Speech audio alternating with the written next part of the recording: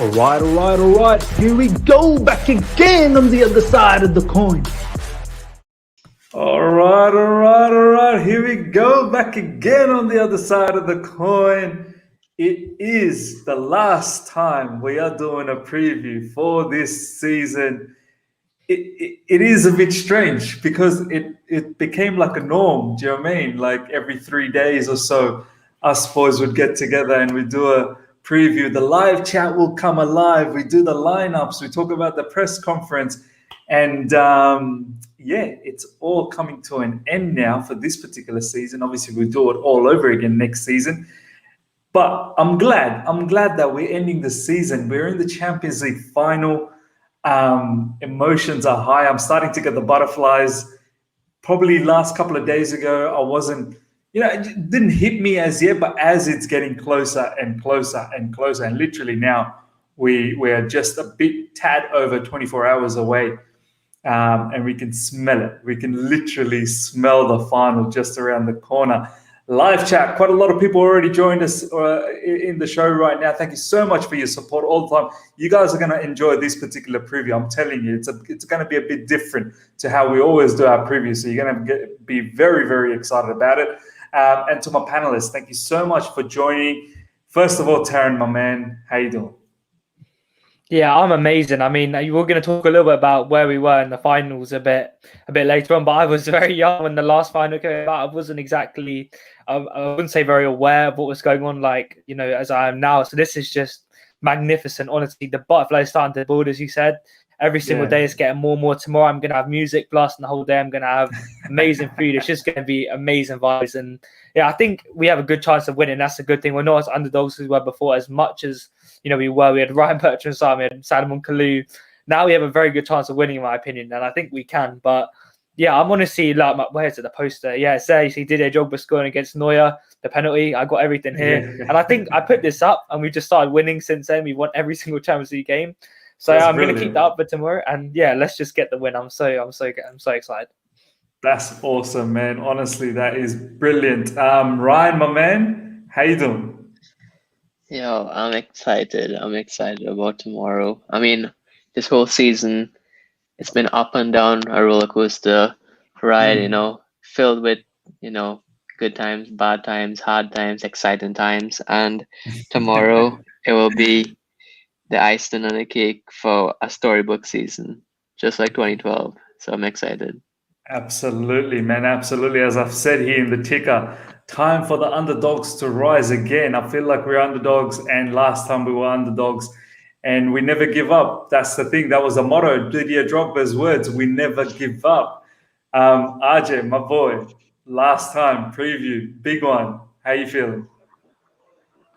Now that you say that, Miz, I've got mixed emotions. On one hand, I'm buzzing. We're in the Champions League final. We haven't said that for almost 10 years now.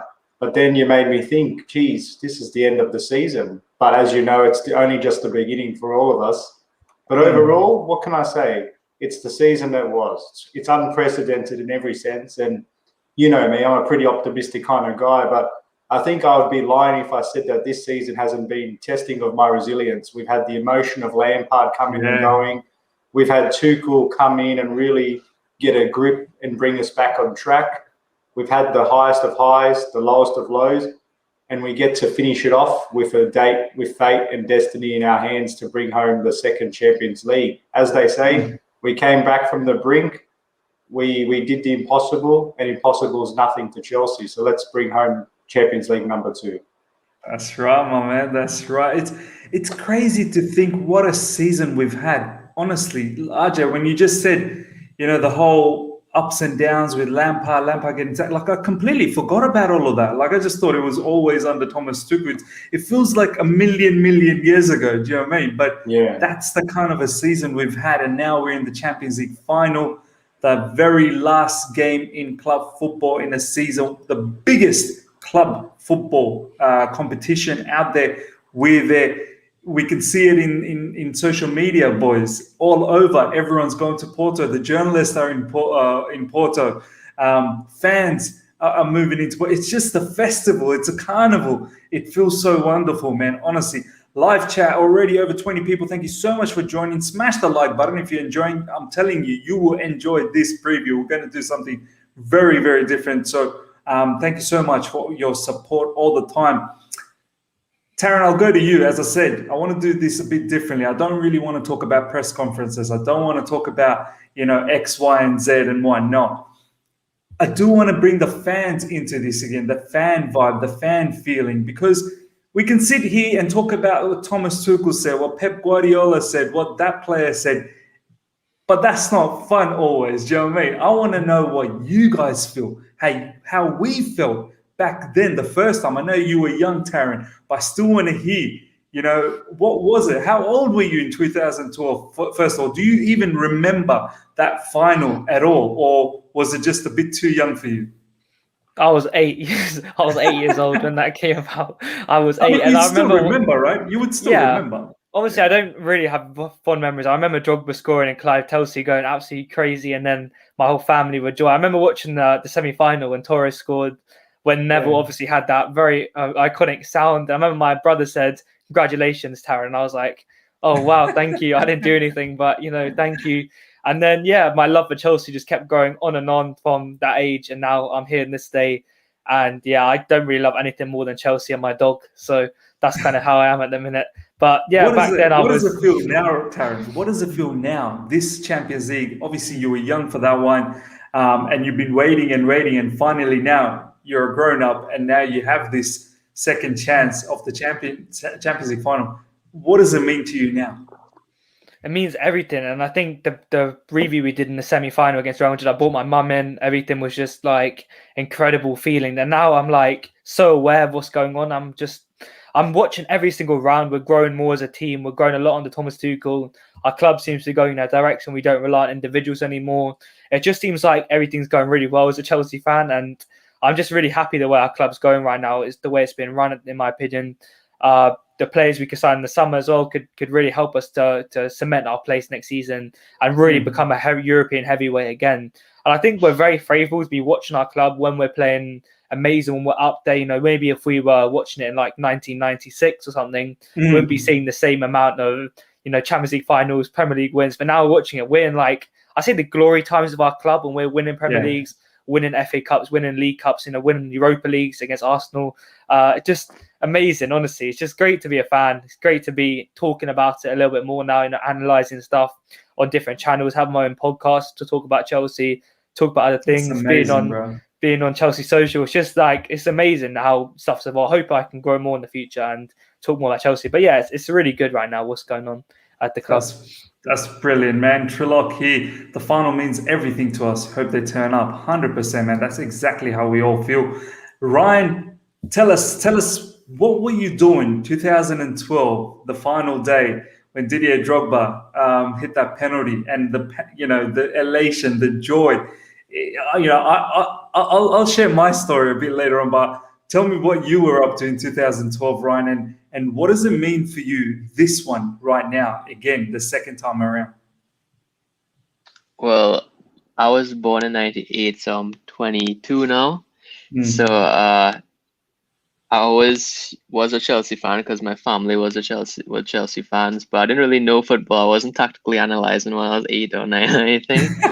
But, imagine you doing threads, young Ryan doing threads. But what really got me into football was I don't know, I had an obsession with Fernando Torres. I don't know, those blonde locks and playing FIFA and that. Always had that obsession, and when he was going through that scoring drought, I just always tuned in to see how he was doing, because I remember how great he was and how good he was in FIFA when I was small, and in the Euros when he scored that final too. So I tuned in. Actually, that was the first season I actually started to tune in a lot, that 2011-12 season.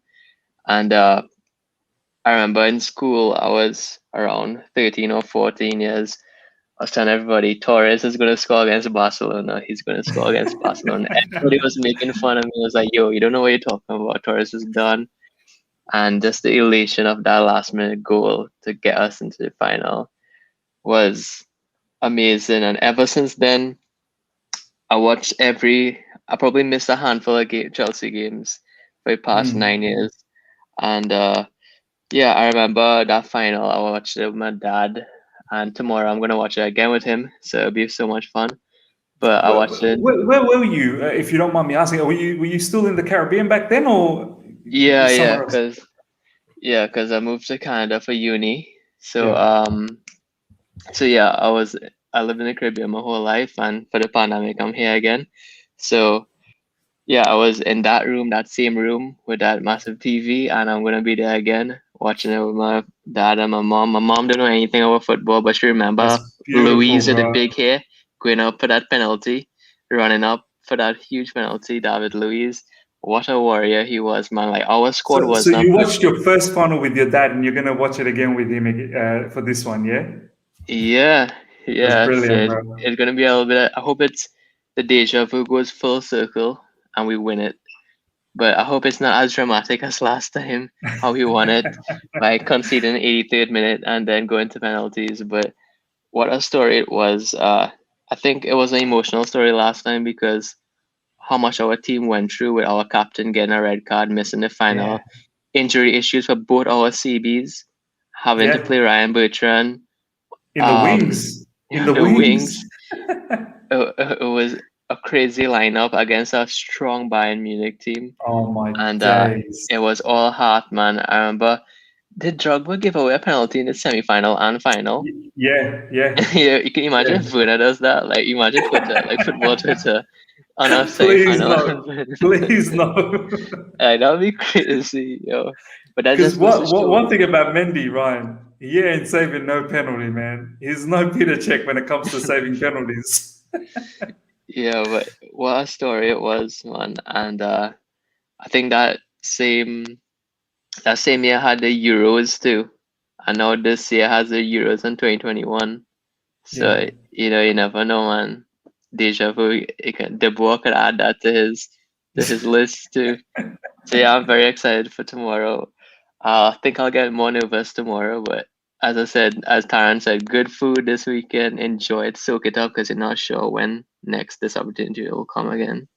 Absolutely, man. Absolutely. RJ, my boy, I want to hear because you're sort of like the similar age as me. So we were at the same sort of time frame during 2012. So I'm eagerly wanting to know exactly what was a young RJ going through at that time, what it meant for him. Tell us the lot, man. 2012, same time frame. I still remember. I think it was about what, even though the matches are at 5 now, I remember it was at 4:15 a.m. back then.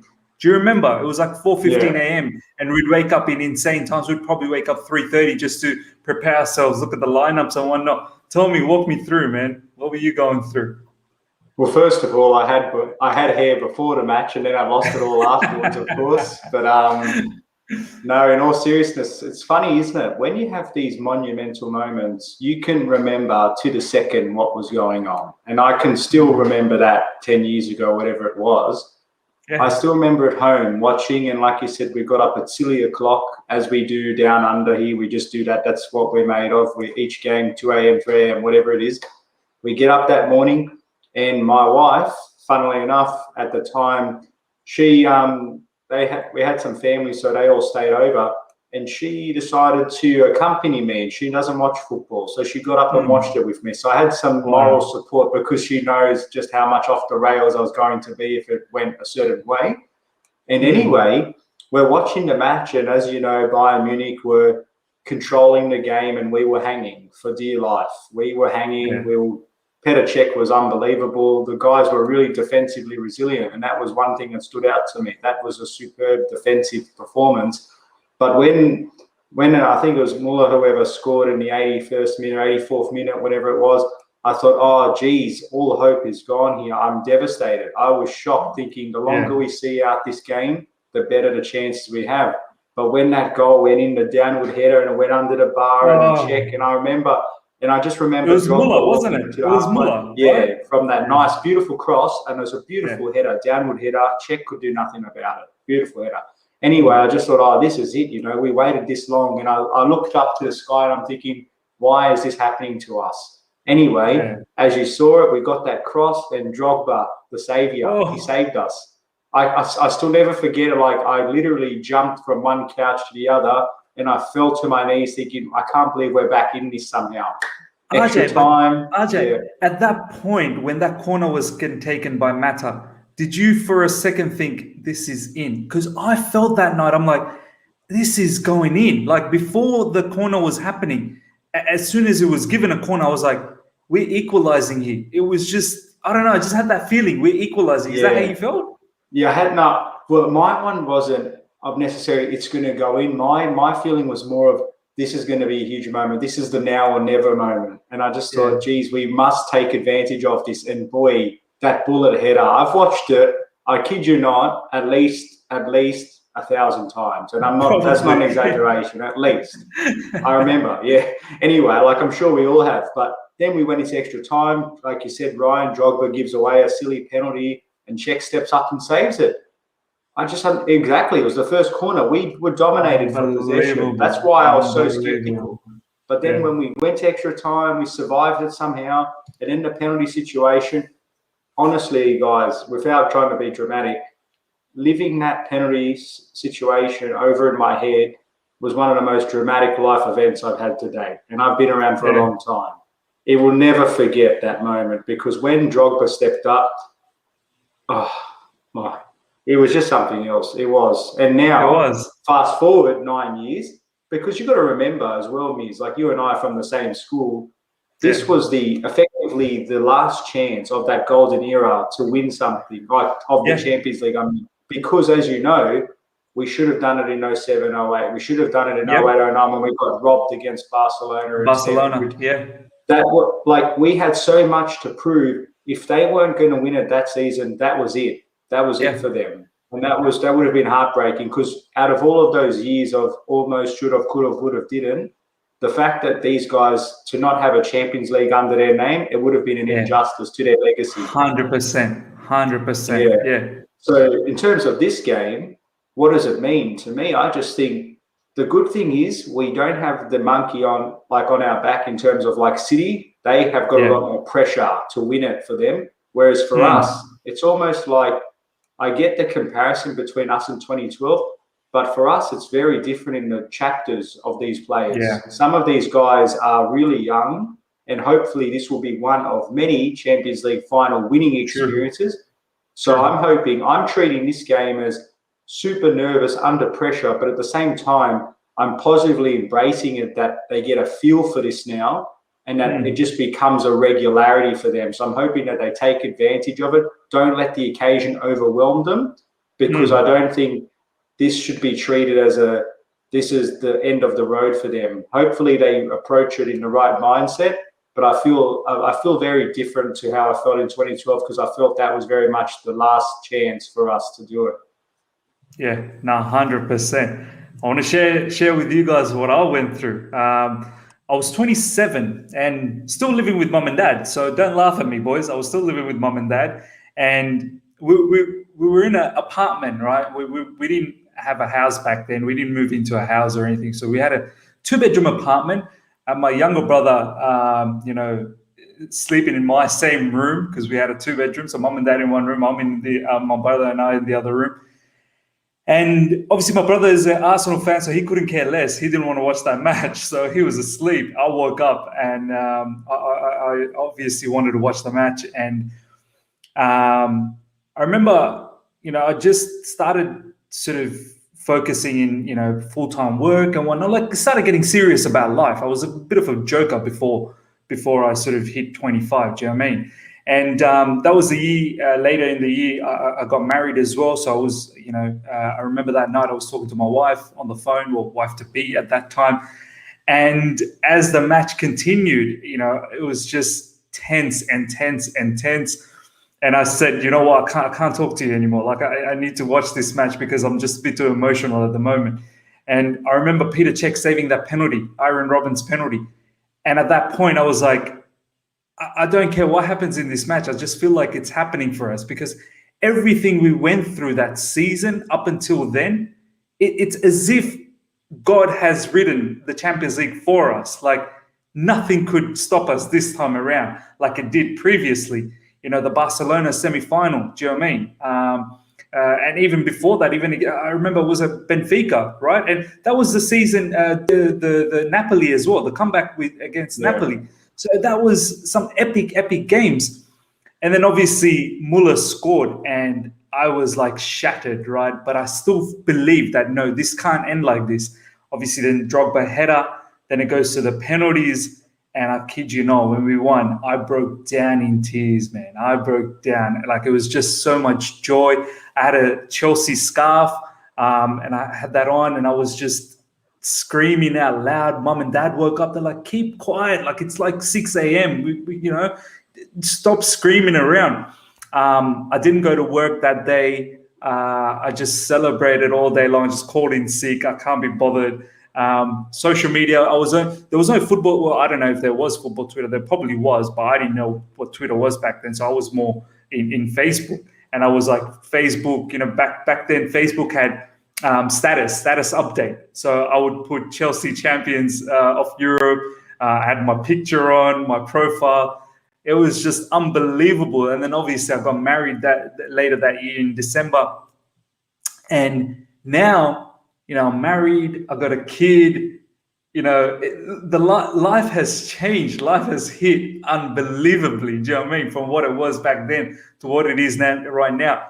YouTube channel, doing all this Chelsea content with you guys, live chat here, do you know what I mean? It's a different scene this time around. So I'm excited, honestly, man. I'm really, really excited about this particular final. As you guys all said, we don't know when the next time we're going to be here again. So we've got to cherish every single moment. Hopefully we hear over and over again. I really do. I hope that we hear more often. It is a young team. So, yeah, that's a little bit about us. Hope the live chat, you guys have enjoyed our stories about where we were and what was happening, because I wanted to bring that to you guys.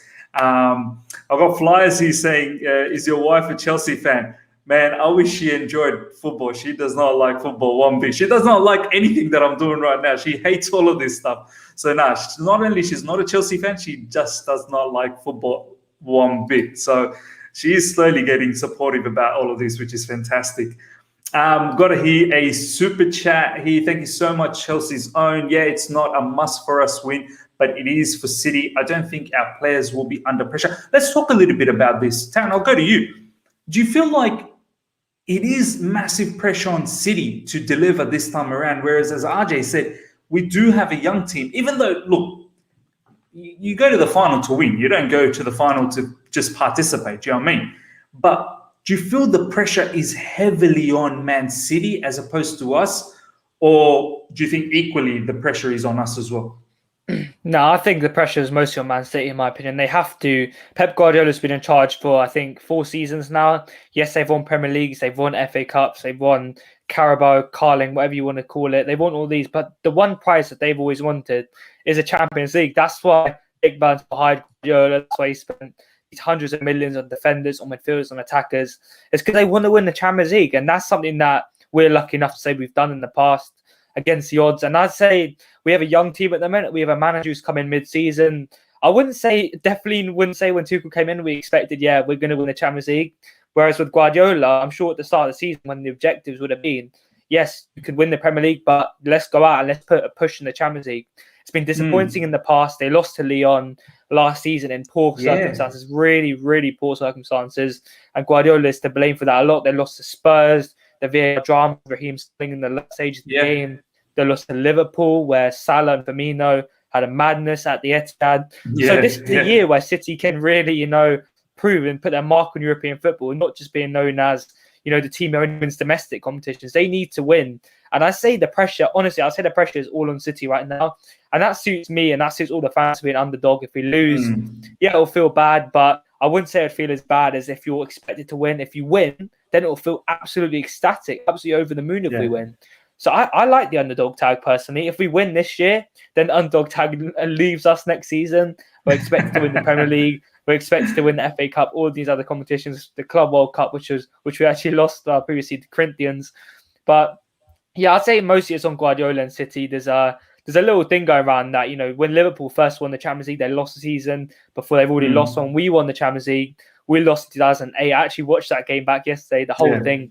2008. That was the John Terry slip. Honestly, you just Oh knew man, the ground. It was raining. There was like, what's called pathetic fallacy, where it's like raining. You know something bad's gonna happen, and he slips, and you're just like, oh, painful. But yeah, I think the pressure's all on Guardiola, in my opinion. I think he has to deliver, and that suits us. When we play against pressure, we've seen that this season. Against Liverpool at Anfield, against Spurs, against Man City twice. We didn't have much pressure, and we delivered really well. The players seemed to step up. But when it comes to a situation like Leicester in the FA Cup final, Aston Villa on the last day of the season, we seem to just lose a bit of mentality. I don't know what that is. That's a big issue, but yeah, we need to fix that. We have to fix that because that's not going to cut it. Do you know what I mean? I've seen a lot of things saying around that Conte's come out and said it's a mentality problem. Sarri's come out and said Lampard. But these are different players. You think there's probably like 3 players that are still there from the Conte, like 3 or 4, Marcel Alonso. There's not that many left. There's not that many. So when people say it's a mentality issue with the players, they're all different sets of players.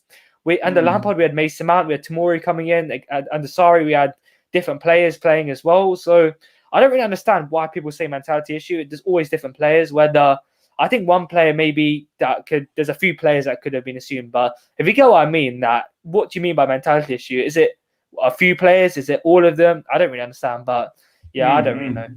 Nah, fair point. I love it. I need to shout this out. Superheroes Gaming. I love you, my man. You're always here supporting and you're always watching. And this is the one thing you always ask the panel all the time when we do previews. Let's go, Miz. Want to see the lineup? I love it, man. You're only here for the lineup. You're not here for the chit chat. I love that, man.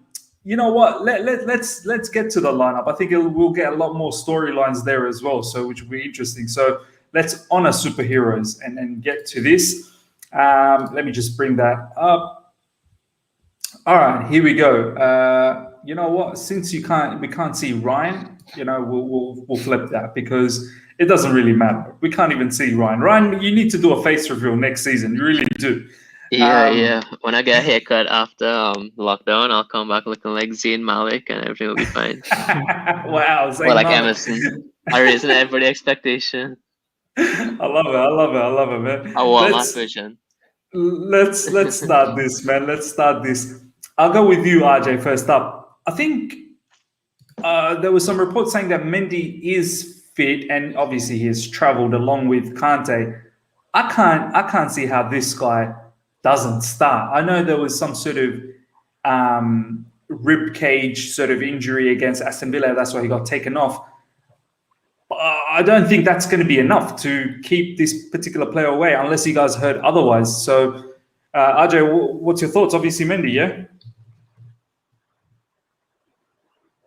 Yeah, no, I think I got asked about this on a pod that I just finished up beforehand here for my One Into Football thing, and the Manchester City fan and reporter Simon Hill said, RJ, tell me about Mendy. Is he going to play or not? And I said, Simon, from all accounts, I do think he will be there, even if he's not at 100%, because this is the big dance. And unless his leg's broken, we know the mentality of Mendy. He's not going to want to miss this game. I dare say a 70, because you know why? There's an insurance policy. There's 5 substitutes. Even if he starts, feels a bit not well, we take him off. We've still got 4 more subs. So I dare say my money would be on him. Yeah, no, I don't think I've heard anything saying that he's not going to make the final. I'm pretty sure he should be fit. He gives us massive confidence from the back. And in this particular match, everything needs to be right. Everything needs to be. All the ingredients need to be perfect. Taryn, let's go with, you know what? There's obviously going to be a lot of contention about the right centre back. So we'll wait for that. But I'm going to pre-fill some of this and you just let me know whether you agree with it. I'm going to go with Rudy. I'm going to go with Silva. Is that how you're setting up the left and the centre sort of back position? Yeah, I mean, there was a lot of talk about, obviously, the right centre-back role. There's a lot of debates about who we start there. But yeah, these 2 positions are definitely, I say, 2 of the easiest positions in the team.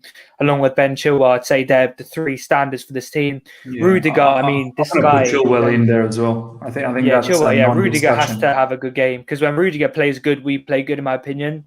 His physicality, his drive, his determination sets up the tone of the team. He G's the players up when he does all this. And Silva, obviously...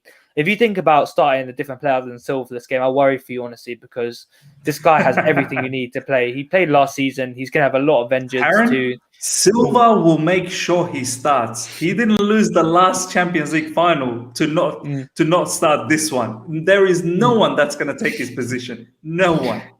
No one, not even like Prime Maldini's going to start this game. Like Silva's going to have to come in. Yeah, definitely. Tuchel doesn't have a say, bro. Tuchel doesn't even have a say. Yeah, Silva's just overriding whatever Tuchel says. He's just going to walk on the pitch anyway. So if he doesn't start, like be a 12th player. But yeah, Silva definitely. Yeah, absolutely. He has so much to prove. Honestly, last season I'd say he let Koeman go for that goal. Koeman stuck behind him. I think he'll definitely put himself a blame a little bit for that. You saw the clips of him walking past the trophy with Thomas Tuchel. It looks really heartbreaking. I would not want to be in his shoes. So this season, he's going to be up for it. He's going to be proper battling with whoever's playing that false nines, De Bruyne, Jesus, whoever's playing there. And he's going to absolutely battle, in my opinion. He's going to be pinging balls left, right, centre. And yeah, but I think that those two are the easiest positions in the team. No, for sure. Before we get to the right CB and the right wing back, because I know we're going to have a lot of conversations here, I'll go to you, Ryan. I do want to start this conversation about the false nine because I'm pretty sure Man City will have a player in this particular region where I'm sort of circulating there as a false nine. And there's a really good video that's circulating Rio Ferdinand's interview with Pep Guardiola where Rio asks him, what is the false nine? And my days, the way Pep Guardiola sort of explains that, it was so brilliant to see. He just said, false nine is basically making sure you drag this particular defender to come here. Do you know what I mean? You get them to come out of their shell and you drag them out. And that's pretty much what a false nine does. You know, they're not your traditional, you know, sort of number nine that just stands right in front of Silva. They stand somewhere here where Silva has to come in. And then this is the gap that they are trying to manipulate here. But I think it's difficult with three at the back. But Ryan, I want to hear from you. This is the first tactical piece that I want to hear. The false nine from Man City has not since Tuchel has taken over, it's not really worked. What's your thoughts? Do you see Man City causing any issues with us with that false nine that they're most likely going to play? Well, interesting enough, in my tactical breakdown, like I studied Man City for a couple of days, just watching over the games, especially the games with us. And what I realized is that, you know, they started off with their typical, I'll just go into it now because this is a good topic, right? Yeah. Instead of holding back. So what Man City does, right? They start with their 4-3-3, right? And their three in the midfield is a CDM and two attacking eights, right? With a false nine on top and two wingers that can either get wide or tuck in, right?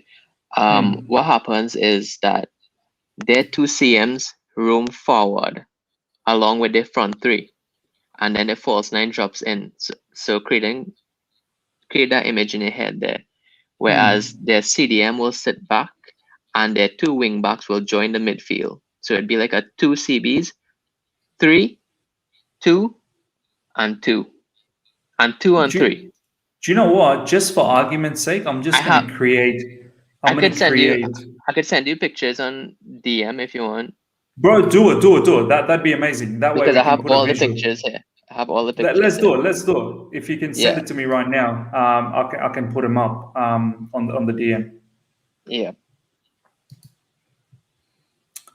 Just wait along, guys. While you guys are waiting, smash the like button if you guys are enjoying this. I'm telling you, this tactical breakdown, you're going to enjoy it a lot because Ryan spends a lot of time in this.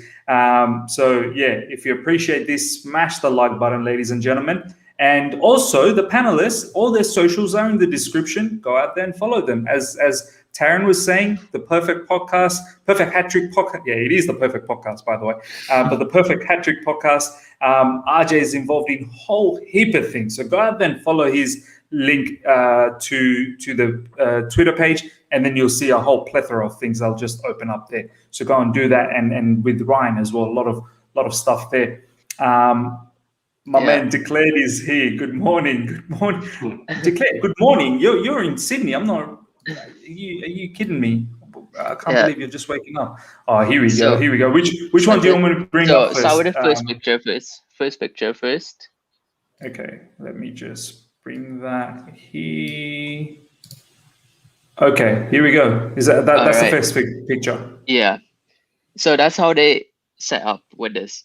As I said, that ST could be like a false 9. And what happens is that their 2 CMs join their attack in 3.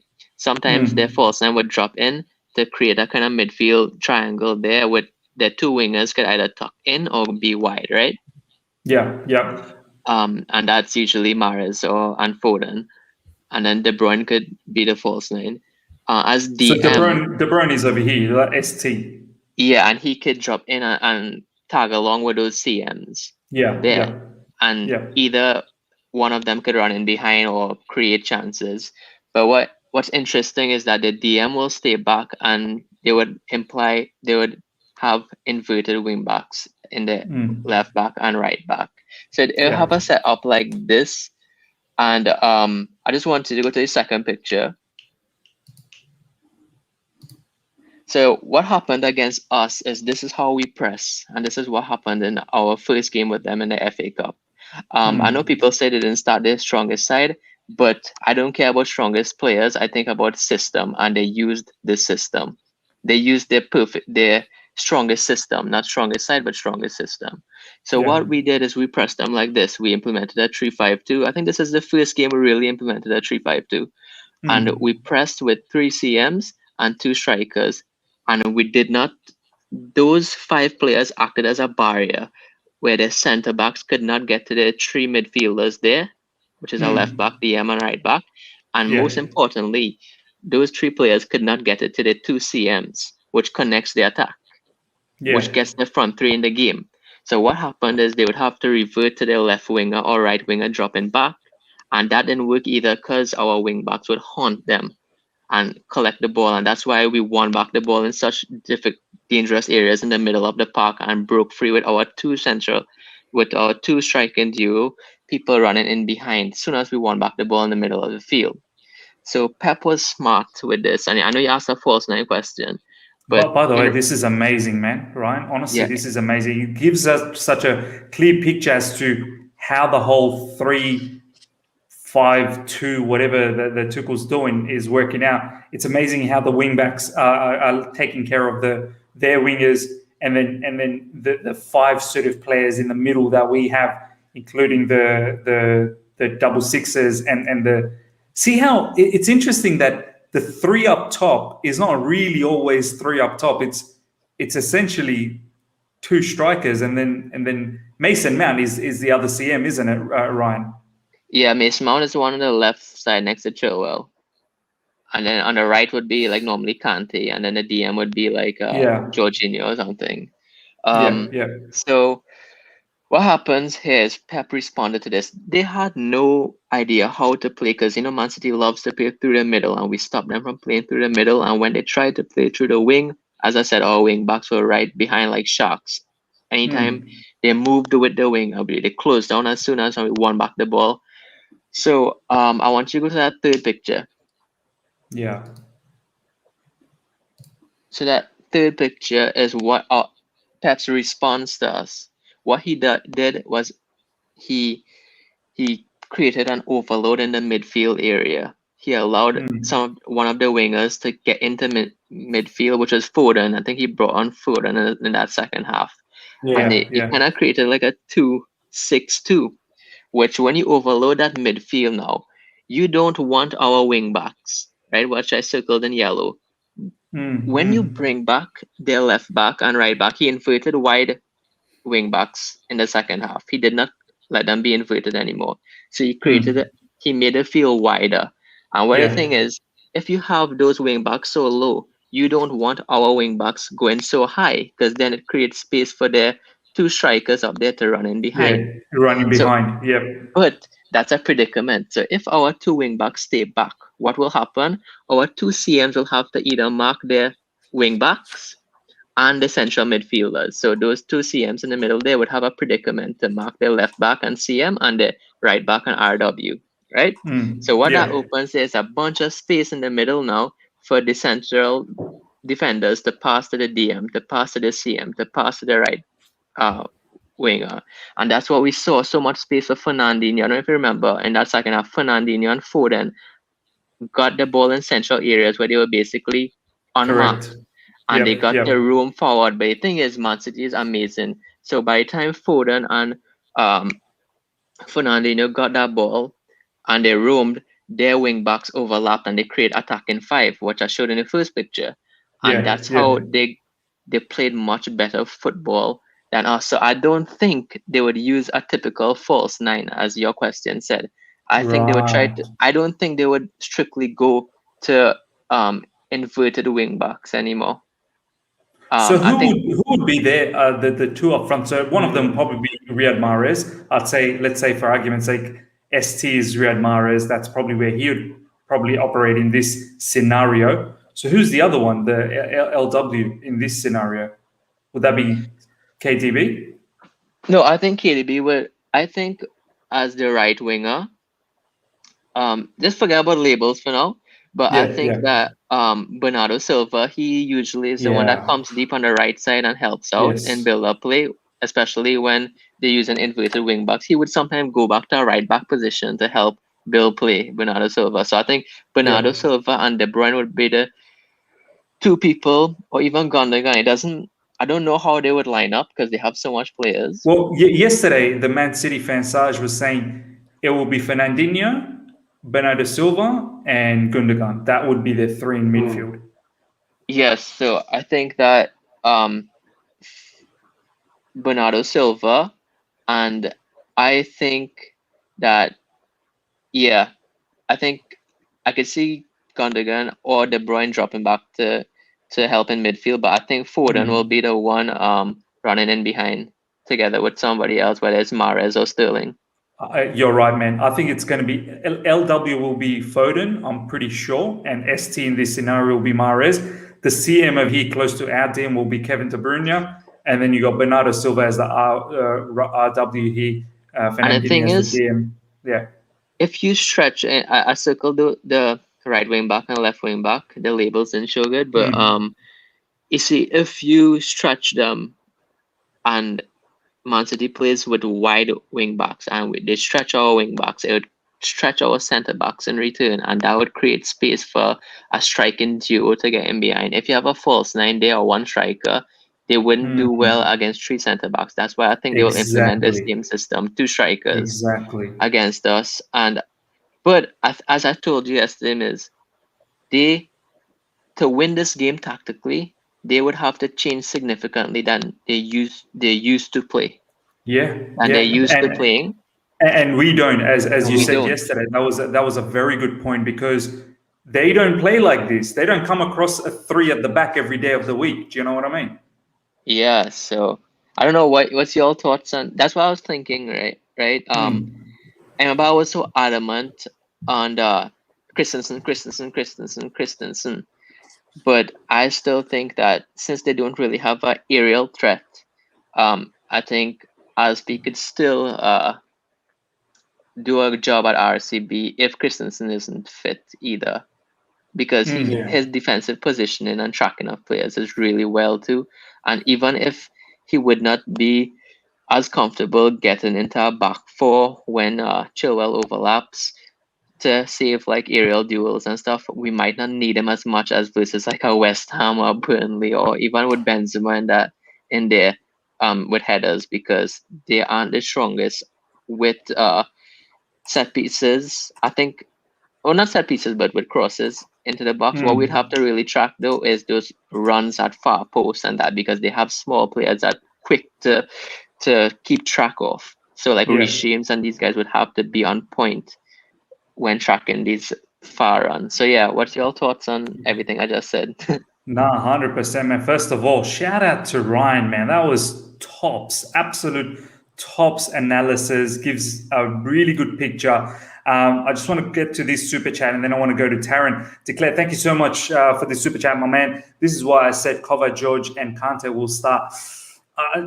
I don't know if we're going to tinker like that, man. We've not seen these three start. That would mean we'd have to sacrifice either a Mount or whoever is the up three, so Mount Werner or Ziyech, Kai Havertz, Pulisic, one of them will have to be sacrificed, and I just don't think that's going to happen.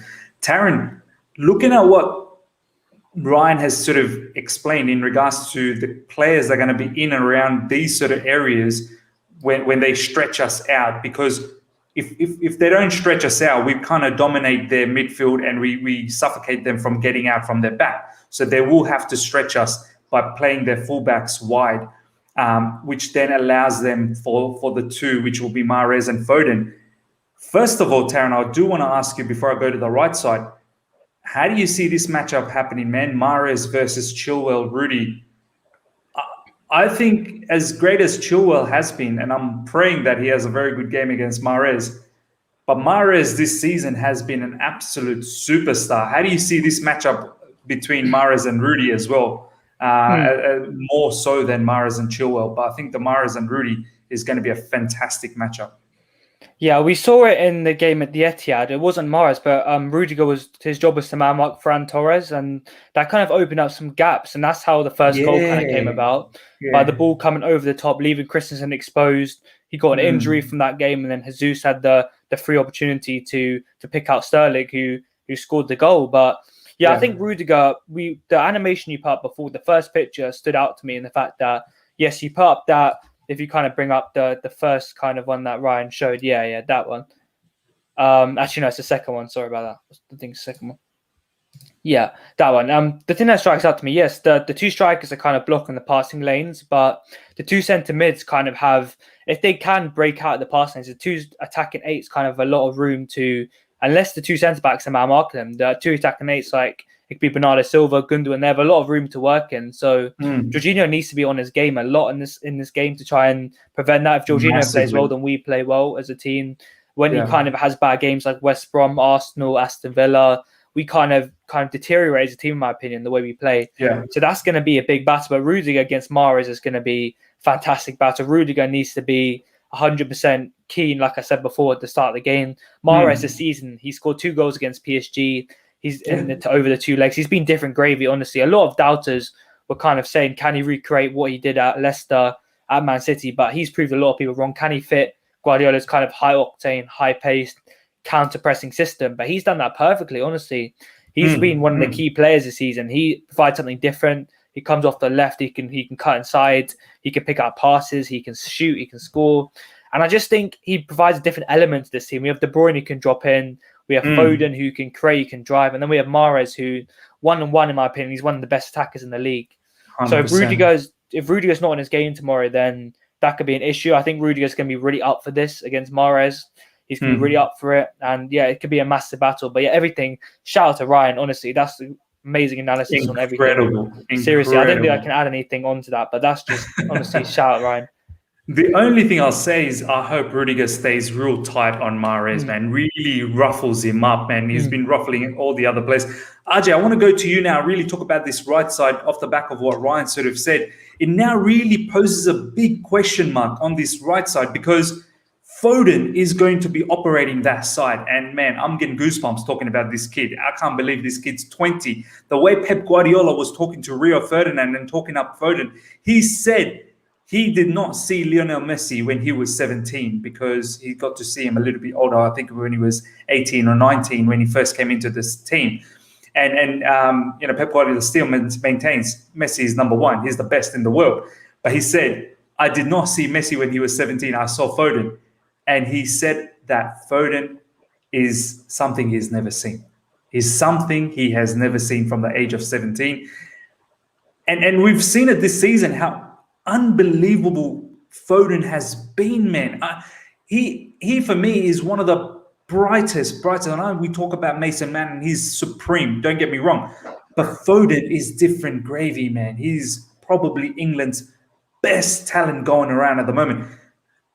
The question I have for you, Ajay, how do you stop this right side? Because I don't know if Azpilicueta playing as a wing back, even though he probably does provide a bit more adventure going forward and provides a bit more delivery, but I don't know if it has the best balance because Reece James, as much as he's been defensively good, but maybe down the track, maybe next season, if we continue with this formation, he could be a full-time RCB. But right now, I feel like he's played too many times in the right wing-back position and he's far more comfortable there. What's your thoughts?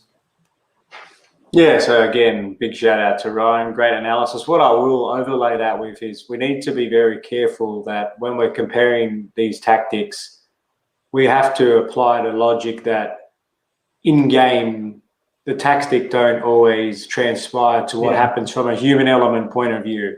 Yeah. And in other words, what I'm saying is a lot of it will come down to individual moments. There will be mistakes. There will be oversights. There will be a team that doesn't tactically follow the instructions to a T, and that's where you get the disconnect and where the opportunities lie therein. What I will say is, from City's point of view, we do expect them to not camp in our area, but based on all the analysis we've seen and the results, territory possession, a lot of it will be in our half, and we will, to an extent, I believe, apply a very effective form of pragmatism and not invite the pressure, because they're going to bring the pressure. But as we saw in the last game, we posed our own threats, particularly down their right side.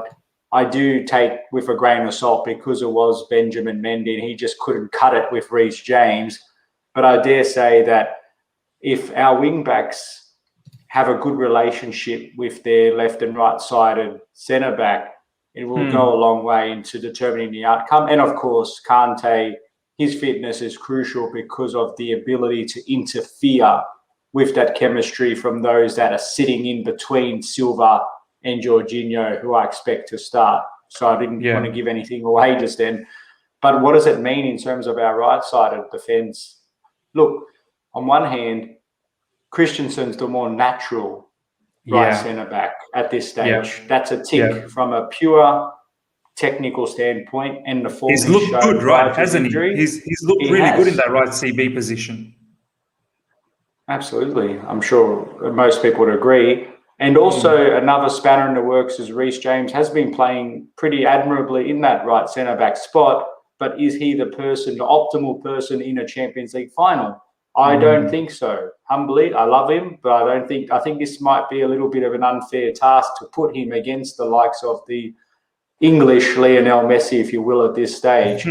I think it's a challenge. I would put Reece James in the right wing-back spot, and controversially, I still think that you want your captain there. I know Christensen brings the better of the two, but I do have to overlay that experience does mean something. I know Silva brings that experience, but I'm not sure Azpilicueta has done anything wrong necessarily in this centre-back spot to be dropped, so to speak. So, look, it's a difficult one for me, but that's how I would play it. But I could equally see Christensen starting in an RCB spot and Reece James. I don't think that Azpilicueta will start in a wing-back spot, just because I think you want someone that's got a little bit more dynamism and pace, and I think that's what Reece James will have. But it'll all come down to the connection. So whoever's starting, I don't think the relationship between Reece James and right wing-back and Christensen and right centre-back will be the same as Azpilicueta and right centre-back and Reece James and right wing-back. So I think it might come down to who's got the better relationship. So we'll see. Yeah, man. Look, I have to admit, when Christensen played as an RCB and Azpilicueta played as a right wing back, I believe it was against Real Madrid, the two legs that we played there. It did look very good, and especially as Christensen as an RCB with his ball playing ability to ping passes from that position, from these sort of areas to then diagonally find balls here. I think even straight in between player 3 and player 7. Yeah. Exactly. Those are going to be critical against Man City, because Man City are going to try and camp around here. And these players over here are going to be eagerly waiting for those diagonal long balls to get at the Man City defenders one-on-one. And that's where we're going to win this game. Do you know what I mean? Like, that's where the big bucks are, pretty much. And I'm not sure if Reece James has played enough in this role to understand that element. And he tried doing that against Leicester and he missed out on that pass. And we saw what happened. There was an interception here, and then Tielemans from this position pinged a shot in. Now, I'm not sure if Man City is going to try and ping a shot against Mendy, but you just don't want to get into that situation. I personally, look, as much as I love the whole Christensen name being thrown at, the fact that he hasn't played for a little while, I just don't know how you throw him into a Champions League final. Like, I find that very difficult to back at the moment. Had he been playing, 100%, I think he would have just started as a RCB, and Azpilicueta would have been a right wing back, because how can you drop the captain? You really can't drop the captain. And that would have been harsh on Reece James, but I think that would have been how it would have gone. So I'm gonna lock in this, and I want to see what the guys have to say. I'm gonna say Azpi. I would like to see Azpi. Whether this happens, I'm not sure. I think Reece James probably might start as RCB and Azpilicueta as our right wing back. But I'll go to you, Taryn, first up before I go to Ryan. Is this how you want it? I know you wanted Christensen, but I just don't know how Christensen comes back, man. He hasn't played. Yeah, we'll learn a little bit more in the press conference later what Tuchel will say about Christensen, if he's fully match fit, if he was training on Wednesday. I'm not quite sure if he was training a lot, but yeah, I think I'll go Christensen for this game, just purely for the fact that in the right centre back role we can put Azpi on the right. We have more experience there. Reece James, yes, he's a great player, but sometimes you do see a lack of experience in the way he plays. I know he chests the ball like a 28-year-old, like he's almost like, I say, a Ferrari, the way he plays at times. But sometimes it's just a little bit of lack of experience. We've seen against Leicester, whether it was a handball or not by Jose Perez. He gives the ball away quite easily from the right centre-back role. On the right wing-back role, yes, he's very good. We don't have to rely on him for ball progression as much. But yeah, I don't think he takes enough risks going forward in the right wing-back role like an Azpi would when he makes last-man runs. Hudson-Odoi, for example, does that very well. So I'd say put Christensen back in. We'll see what Tuchel says, like I said. But I think we go with Christensen and Azpi. That back three of Silva, Rudy, and Christensen works really well against Real Madrid, against Man City. It worked amazingly well. And I'd say we go with that. But we'll see what Ryan has to say as well. But definitely we can't drop Azpi for this game. 100%. No way. He's going to start. The captain starts, man. There's no way. Definitely. Ryan, what's your thoughts when you get the final say here before we lock things up? The right side is Andres Christensen, RCB, Azpilicueta right wing back, or Reece James, RCB, and Azpilicueta right wing back? I think we could say it's safe to say Azpi starting as right wing back. Yeah. Ryan, you there? Hey, You're on mute, on Ryan. mute. Yeah, I was. Nice. Y'all didn't hear my funny joke. Jeez. Nah, kidding. So what happened is that I listened to what Taran said right after my analysis, and yes, pressing with 5 players is plan A. It's our first step in our defense, but we can't only plan for plan A. We need to plan for when and if, but most importantly, when Man City gets the ball to. Oh no, Ryan, you there? Yeah. It just slows down for a little bit, but it's not too bad, I think. But yeah, we need to plan for when that ball gets to those advanced 2 CMs, right? And as we say, I think that when that ball gets there, it would invite our center backs, our left center back or right center back, to come and close down that person. Therefore, the wing back must have chemistry with our right or left center back to get back in behind to cover that gap for Mahrez or Foden to run in behind. I think that Chilwell and Rudiger has that chemistry. Whereas when Rudiger pushes forward, Chilwell will get back, and they work as a unit. What I don't think is that when Reece James is at a right wing back and Azpi comes to close down, I don't think that Reece James will track that run. Yes, he has the pace to get back, but when you're playing against a player like Foden, it doesn't matter. You have the pace to get back. He dribbles so quick, he cuts in so quick, he will get a shot in no time. Yeah. And our next thing, well, we counted out, and then if Reece James started as RCB and he closed down, which he would because he has a right back's instinct, Azpi doesn't have the pace to get back, even if he does track the run. So I think that I know it's going to be chancy to play him, there, but I think that we saw that Christensen and Azpilicueta has amazing chemistry. Yeah. When Christensen plays with a freedom at RCB, when Aspi is there, you see him more involved in pressing and closing down, like how he closed down Hazard in that Real Madrid game, and Aspi would track the runs of any wing back or anybody else really well. Another thing is that defensively, if we set up in a low block and they are playing in crosses, I think Aspi as the right wing back would track those late runs better than Reece James. I think shoulder to shoulder, Reece James is better. But and Ryan, we've seen it in recent matches where Aspie has gone into the box deep, far, and either a Timo Werner, touch has sort of stopped from Aspie to get that header in, or just slightly the ball was hit a bit too far where Aspie just didn't get to it. Whereas Reece James, Reece generally doesn't attack these areas, whereas Aspie, he'll be hit. Do you know what I mean? Yeah. I mean, you're right, but I was talking about defense. So when we set up in our low block, but you're right, though. You're right. When we set up in our low block, as I said, they don't have the aerial threat to header balls between our two CBs. What they would do is get those little guys in behind far posts, sneak their way in, like what Pulisic does, what Werner does. And I think that Aspi would do a better job at being more aware of those runs in the box versus Reece James, so we see that loses those players sometimes. Shoulder to shoulder against a counter-attacking team, Reece James is a beast. He would push off anybody towards his shoulder.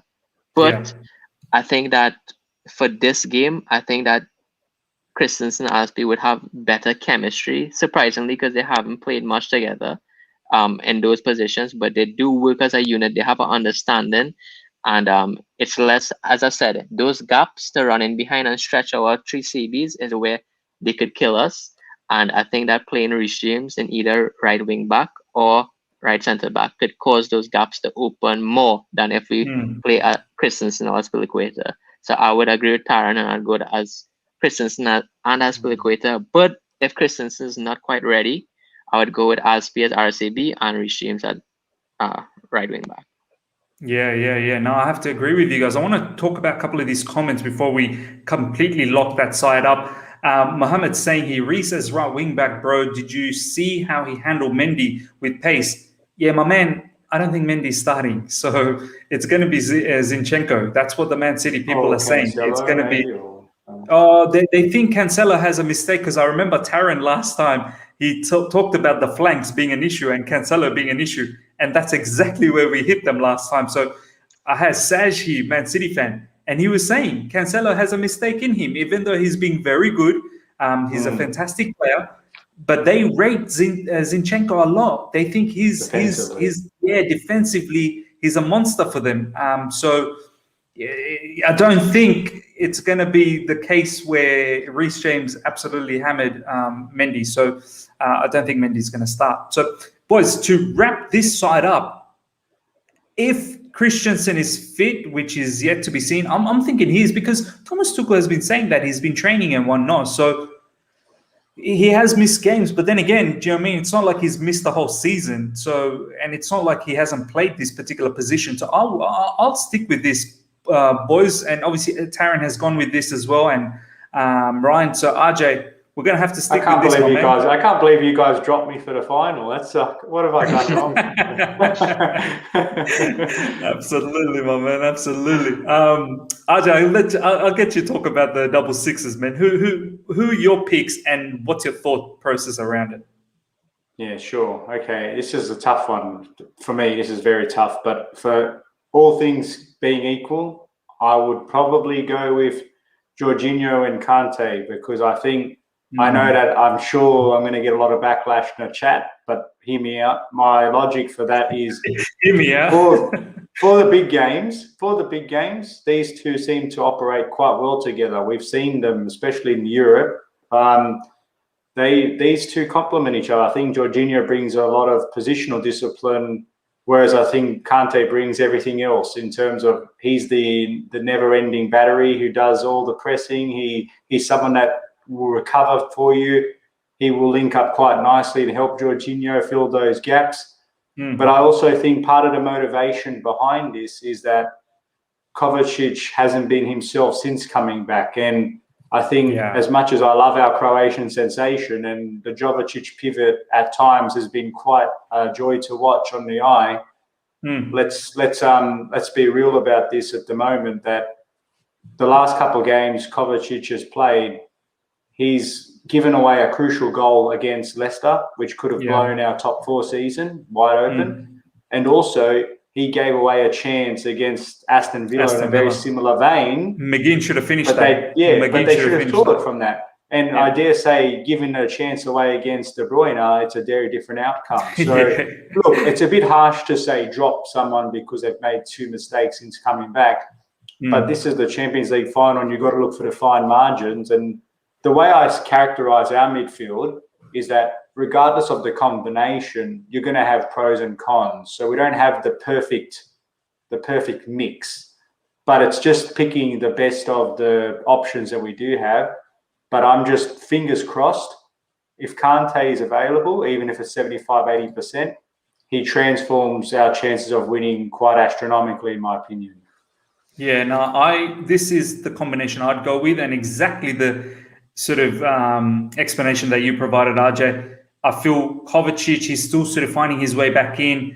That injury obviously was a heavy one in recent times, and Jorginho and Kante especially. I do want to have that Real Madrid game as a reference because I feel like we played phenomenally against those guys. Do you know what I mean? And I know Man City are a different gravy to Real Madrid. Man City are going to be, I'm not disrespecting Real Madrid. I think they're fantastic with their players, with Cruz and Modric, to be able to control the ball. But I feel like Man City are far more superior at the moment with the way they control the ball. So I think Jorginho, to be able to sort of operate with these 3 centre backs and perhaps at times Chilwell, and then Kante having that freedom to be box to box and really link up with the front, and then Azpilicueta to be somewhere here to protect Jorginho, and then every now and then looking for that opportunity to overlap at times whenever that may be safe. That creates a good chemistry at the moment. Kovacic and Kante, yes, I have seen good games from both of them together as a combination, but I feel like they both have, like Kovacic has the tendency to drive forward as well. Do you know what I mean? Like not as much tendency to drop back. I think it's more defensively where I have question marks over Kovacic, because we've seen it on numerous times where Kante, as you said, he'll probably chase left and right corner post at times to our peril, but there's a few games where I've seen Kovacic where he hasn't been so diligent in his tracking back duties, and I expect a bit more from him. Whereas I think Jorginho, for all of the negativity around his lack of pace, lack of driving runs going forward, what he does at least do is stay positionally disciplined in and around that area. And he does make good tackles. He is someone that intercepts the ball quite a lot, whereas I do expect a little bit more from Kovacic defensively at times. No, I have to agree. Taryn, what's your double six?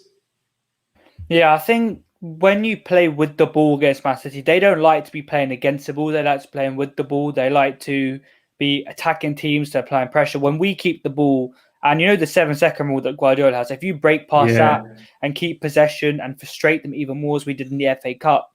And I think Jorginho is crucial to that if we're keeping the ball. He's the guy who, he likes to have the ball as much as possible. Even though he doesn't make often, the daring pass, he likes to make short passes. He likes to retain possession. And we've seen his press resistance has improved a lot under Thomas Tuchel. He likes to turn players. We saw against Roberto Firmino, he was turning them. So Jorginho, I think, yes, he's had a poor end to the season, but in these big games, he does tend to step up, I think, and his experience is going to be crucial. In the terms of N'Golo Kante, I feel like the animation you made earlier with George and Aspi kind of covering that the area that Kante would usually be in. That got us like 2 goals against Real Madrid, if you remember that. The first goal, he won it back high up the pitch and he played to Werner, who Havertz hit the bar. The second goal, he won it back, played to Pulisic. And that is honestly a really good way of playing. Kante can play really high up the pitch. He tried to do it under Sarri, where he'd win the ball high up the pitch and try and play to Hazard. And I think that just works so well. If you look at this now, whether, Chilwell would kind of overlap, I think, quite a lot as well with Mount kind of tucking in. And I just think this formation is just perfect. Kante, if Kante's on his game, I think it's a win for Chelsea automatically. That's how I kind of view things. He's a World Cup winner, double Premier League winner. This guy is a big game player. He's a world-class player. And yeah, Kovacic, I sent you a tweet on DMs of Goal kind of putting and Goal are usually really reliable kind of. They put out an article saying that Kovacic is a really good trainer and he's going to be rewarded with the start in this final. I don't know how they would have predicted that, but Goal usually are quite reliable. And they've said that Kovacic is starting. I think that's really interesting. I know CFC Pies has tweeted that, but it is by Goal. The first kind of paragraph kind of says that. And that's quite interesting, I think. If Kovacic starts, I won't be too angry as well. He's a great player. But, you know, he does... Let me just quickly read this. Martin Kovacic has been singled out as one of the Chelsea's best trainers and is set to be rewarded with the start versus City in Champions League final Saturday. Kovacic said, "I'm always angry when we lose. We are a good team and we'll try to bring the cup back to London." Yeah, Goal, that's where Nizar works, right? Nizar works for Goal. Kinsella, yeah. So, I mean, he's on the inside on that. Man, well, okay, well, that throws a spanner in the mix. Yeah, that's interesting. But we'll stick to what we feel and then we'll see what happens, obviously, yeah? Yeah, I agree with that, yeah. Brilliant, man, brilliant. Ryan, what's your thoughts, man, with the 666? Well, I mean, I do agree with everything you all said. With Jorginho. I love it. Here we go. Spanner coming up. Spanner. But a World Cup winner on the field. But then we have a 3-time UCL winner.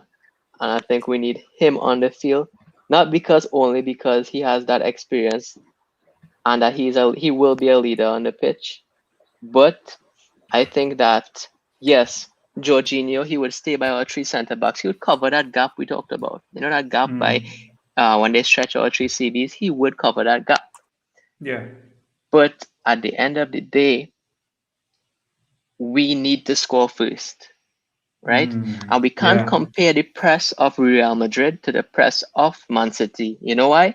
Because Man City will have De Bruyne at false 9, and they would have 2 central midfielders advanced as attacking mids. So that's 3 central midfielders they would have in the attacking 5, which could press endlessly and aggressively. Real Madrid did not press us aggressively. They are a lethargic team. One team that presses aggressively is Atletico Madrid, and we played Kovacic and Kante. The reason why I would not play this is because I agree with everything you all said. Jorginho would stay there, he would distribute the ball, he would build up the play, right? Yeah. Yeah. But one thing we saw when we have a one-dimensional plan in our build-up play, to have Jorginho be the regista, our single regista, is that when we have those 3 central midfielders in Man City, if they surround Jorginho and get him out the game, our build-up play would be disastrous, and we would revert to playing long balls alone to Werner, which we did in Leicester, that FA Cup match. All we did was Ziyech played long ball, hope. Werner wasn't even in good position sometimes, but we just hit long balls because we did not build our play. We were pressed too much to build our play properly. Yeah. And I think that if Jorginho starts as a CDM, they would get him out the game. Pep did not play against Jorginho and Kante twice to not get Jorginho out of the game in a final. I think that our build-up play, we say that if we play Jorginho and Kante together, there's a chance we could get a 100% out of Jorginho and 100% out of Kante. But if they get Jorginho out the game, we get 0% out of Kante in attack, because who would get the ball to Kante now? You know, I mean, he is the basis of our build-up play, having one regista. I think that we could trust Pana and it works for them. And with Kante and Kovacic, we could have 2 registas exchanging during the game. So alternating every time we build up play. Keep in mind, I'm only doing this because I think we need to score first to win this match. You know what I mean? If we didn't need to score first, I would put Jorginho in there. As I said, Jorginho would cover the gaps better than these 2 players, but better than Kovacic and Kante. But I am impressed by Kovacic in his ability to drop down as a regista. And I don't think about registas being in front of Thiago Silva and playing centrally. I think about registas and being the side of a diamond, right? So the side of a diamond he would be. So in this picture right here, what we're seeing, AC would be the base of the diamond, Georgie would be the side of the diamond, as be the next side of the diamond, and Kante would be on top of the diamond to connect with our front three. So yeah, you could put it like that. I think that both Kante and Jorginho, I'm impressed. We're not surprised that Kovacic could drop in to be the side of that diamond, because he always does it. One thing I was worried about when Kante started playing as that position, he started dropping there and working really well on the side of that diamond. Under pressure too. Under pressure, his one-touch passing has been very good. Impressed me so much and improved so much. So I think that if we play if we play Kante and Kovacic, it would be hard for Man City's central, their pressing unit, to track which one is going to drop to be a register. And I think that not knowing how to mark Kante and Kovacic would be a huge thing in creating space to us to build play. Because as I said, we don't want to only revert to long balls, because that's a chance we're taking, and Man City would be happy to allow us to only play long balls. Yeah, because Ruben Diaz and Stones will defend that all day long. Exactly. Well, they'll drop back to counter the pace of Werner, so they'll definitely love to defend a long ball. Exactly. So I think that having Kovacic and Kante would allow them to not get our register out of the game, and it would allow us to go for that one goal. I think once we get that one goal sometime in the second half, we could bring in Jorginho and close that gap between our center backs and our wing backs there, to just stay there, and then we could play the long balls in behind when Man City had to push numbers on top, and we could get our second goal and win 2-0. But I think I would start with this, because I think once you get Jorginho out of the game, that's it for us. That's the main man. And Pep isn't going to make a mistake 3 times in a row. Yeah, man. No, this is a very good shout. And this is somewhat related to what Declared. Thank you so much once again, Declared, for the super chat question for Yaz. Do you think Tuchel could opt to go for more experienced players because of the occasion, 5 subs, to tactically throw in players? And this is exactly what Ryan is talking about, that perhaps we start the game in a way where we can get a goal, and then we tactically then maneuver as to using our substitutions to close the game off.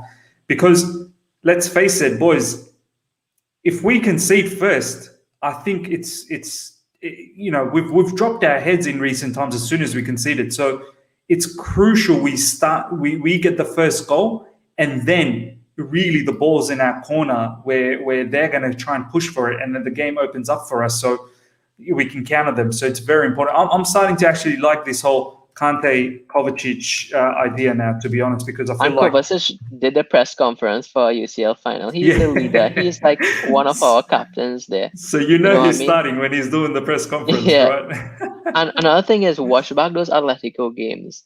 Kante and Kovacic worked as an absolute machine unit. And you know what, Ryan? That's the game I'm referring to. They looked really good, Kovacic and Kante. And you're right, Atletico Madrid, even though I don't know if they pressed well enough, that was probably because of us. We didn't allow them to press well enough.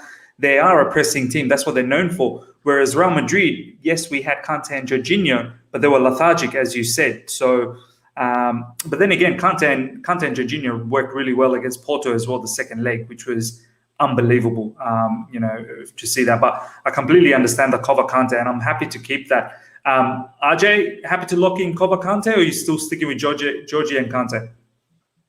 No, I understand the logic. It wasn't as clear cut for me. I just think definitely appreciate that logic. In terms of do we need to score first? Yes, I agree, because of the issues we have with coming from behind, given that we're not really fluent with the ball in terms of genuine goal scoring chances, and once we do, we don't really work well in converting them. So, you know what the funny thing is, RJ? The funny thing is, the last time we did that was against Man City as well, the comeback from behind. It's ironic, isn't it? But again, I think to Ryan's point, Pep won't let that sort of happen again. So I think we're going to have to be a little bit different the way we approach it. To me, it just comes down to which of the midfielders are going to bring their A game. And I think that they both have their flaws, Kova, Jorginho, Kante to a lesser extent.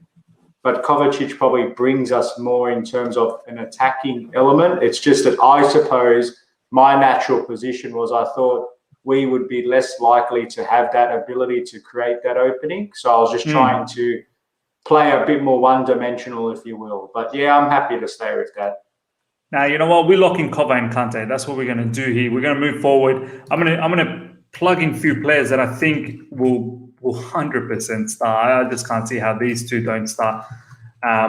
Once again, guys, don't, especially the Werner position, don't just take it that he could be here as well. Do you know what I mean? Like, it really, the front three is very fluid. So don't take it that this is how it's going to set up. But Taryn, any questions on these two starting? Because I feel like these two are 100% starting.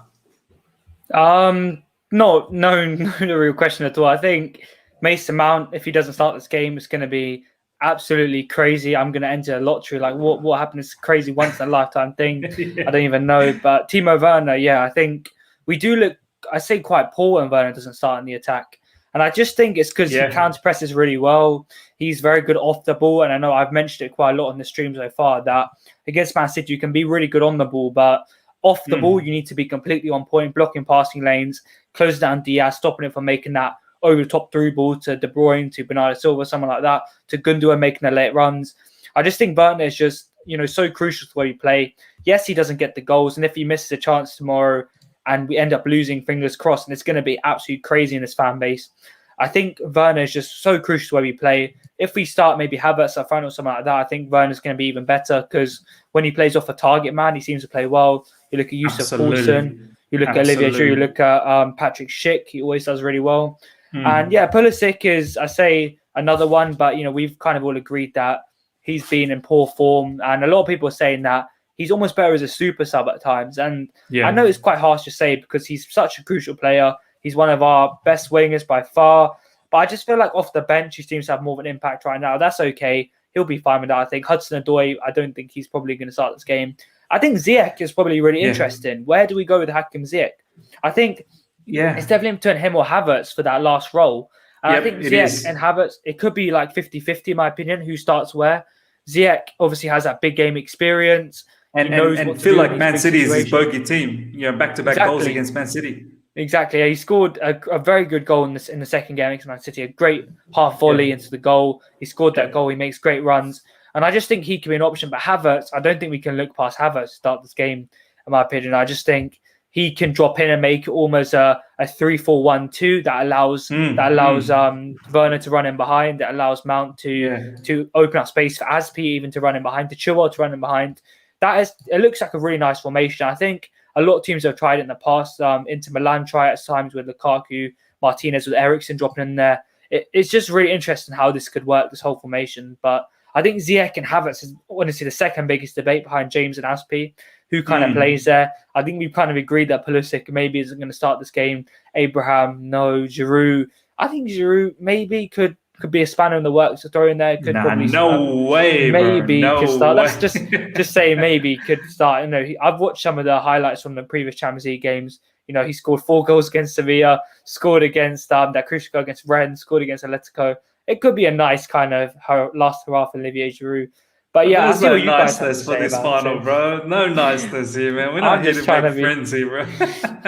I'm just saying, like a fan's perspective today, you know what I'm saying? But yeah, I think what you guys have to say, like RJ, Miz, Ryan, what do you think, Havertz or Ziyech for this game? I'm going to edge towards Havertz and for this game to start. But, what do you guys think for starting? Well, we'll go with Ryan first, man. Ryan, what's your thought? First of all, Ryan, you agree with the Mount and Werner, and then obviously let us know about your third pick. Yeah, I agree with Mount and Werner. But this is why I agree with Mount and Werner.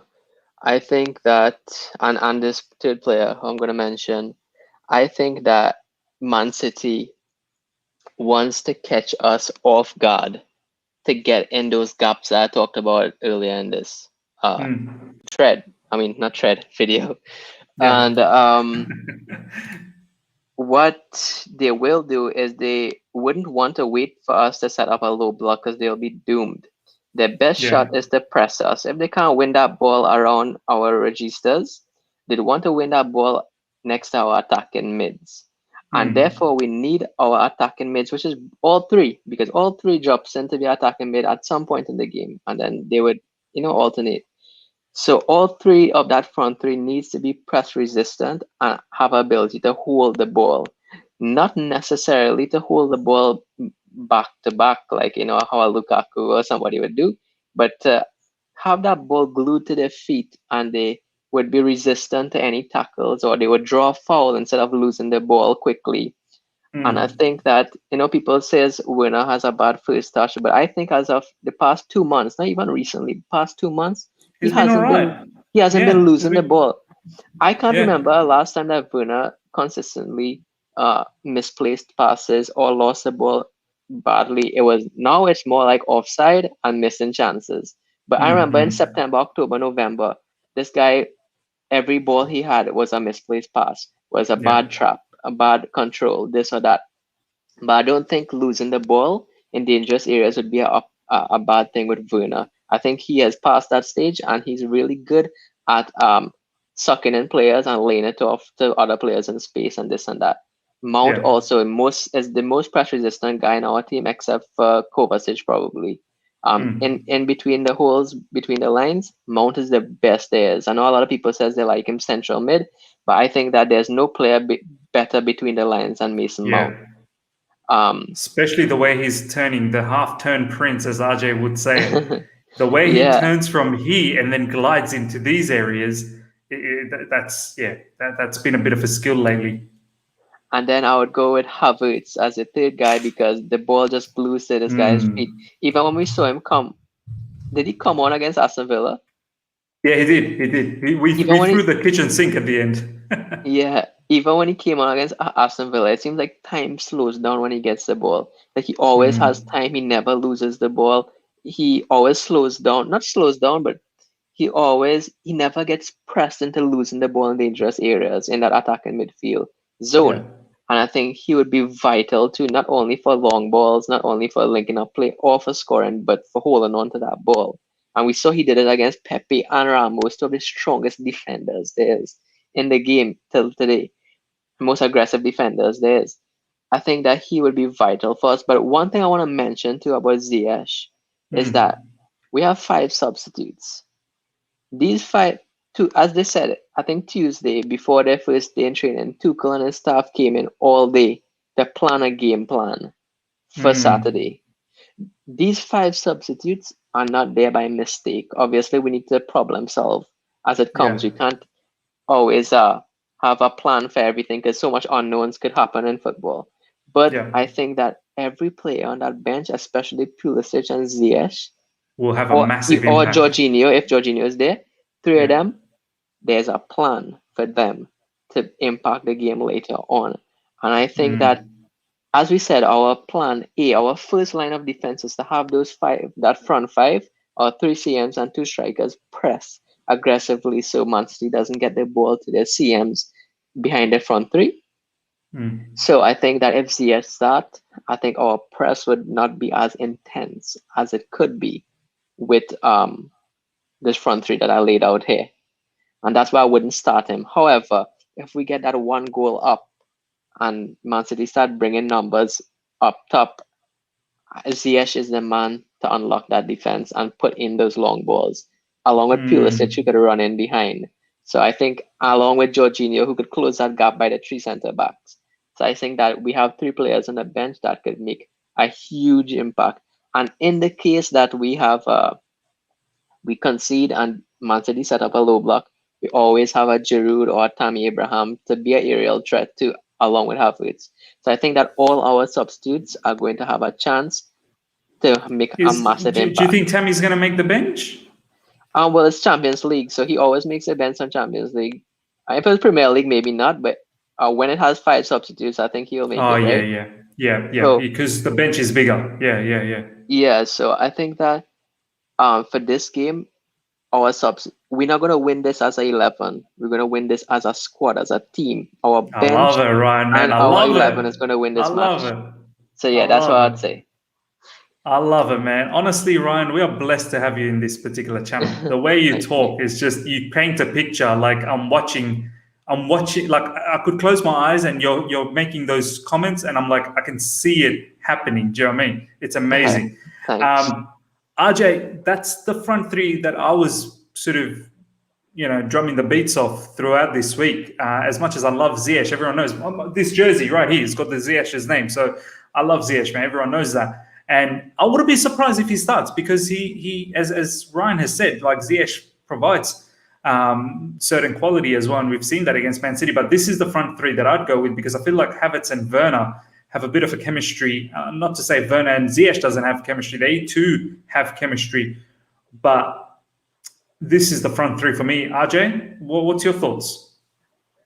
We're all forgetting about the missing man, Alonso, to score the winner and really send us into euphoria, of course. But honestly, I think he's going to be missing. He's going to continue to be missing. I think so. But you know what? I wouldn't be surprised if he's one of the effective substitutions that comes on with some height. Yeah. And, you never know with him. But I like this front three. I do like it because I think the different qualities they bring. They bring the pace. They bring the connectivity. That, like you said, Ryan, rightfully, Mount does bring that nice touch about him, not just the half turn, but also Werner has improved remarkably in terms of his first touch because, as you said, it was quite underwhelming, to be putting it nicely. But he has improved. He has proven to also be a very good link-up player in finding his other teammates, which at times probably doesn't get highlighted enough about his overall contribution.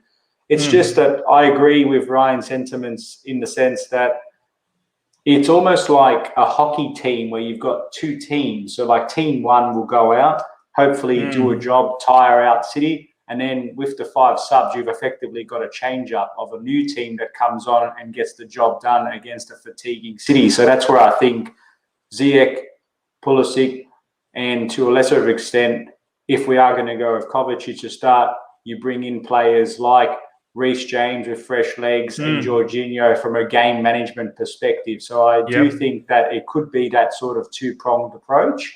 But overall, that's the front three I'd go with at this stage. Yeah. Man, love it, RJ. Honestly, love it. Yeah, go on, Ryan. If you're here in construction, sorry. But I just want to add something about Ziyech to our team. Our front three could all receive the ball in the final third there and be okay. But with Ziyech, what happens usually is that he would drop to central midfield areas to receive the ball while one of our other CMs would roam up. Most likely that would be Kante, who would join our front three up there and be very advanced while Ziyech goes back to near the wing back nearly to receive the ball between the central midfielder and wing back. That's where Ziyech will be.